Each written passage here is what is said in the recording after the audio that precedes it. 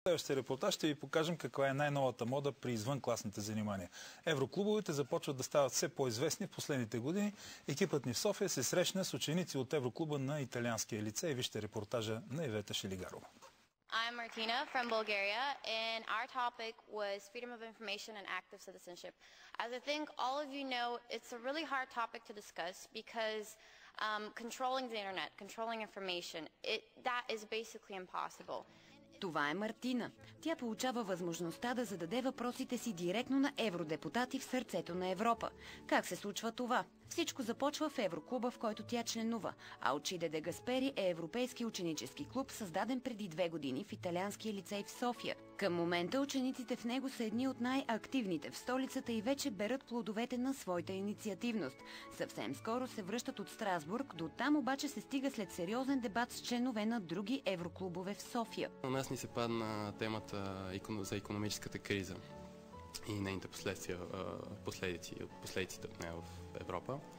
И с още 2 училища се състезавахме. Беше доста спорно.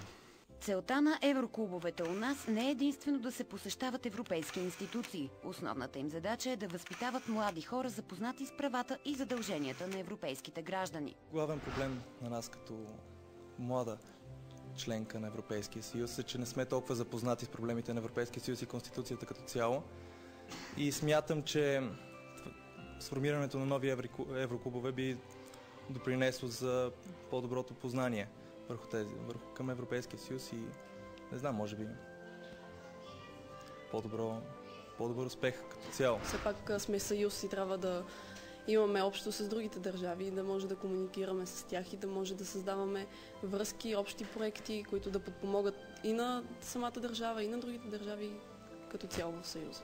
В Алчиде де Гаспери членуват 24 деца, предимно от 10 до 12 клас. За много от тях участието в клуба носи не само нови приятелства, а и ново вдъхновение.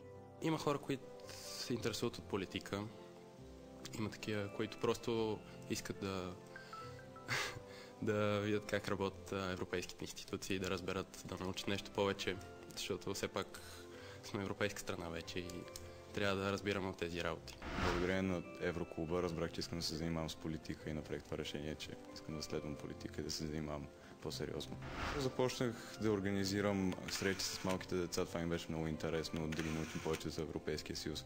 След това почнах да участвам на различни дискусии, ми ставаше все по-интересно, но наистина вдъхновението ми дойде, когато миналата година бях на един форум в Страсбург, Евромедскола.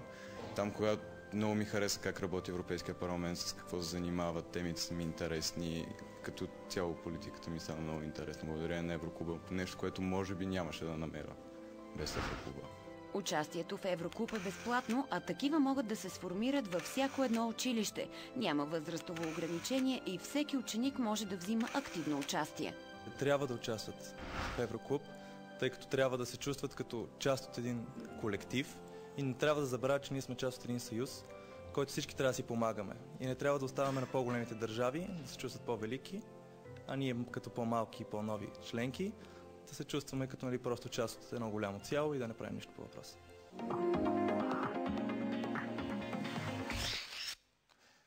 Всичко добро на тези млади, симпатични, интелигентни хора.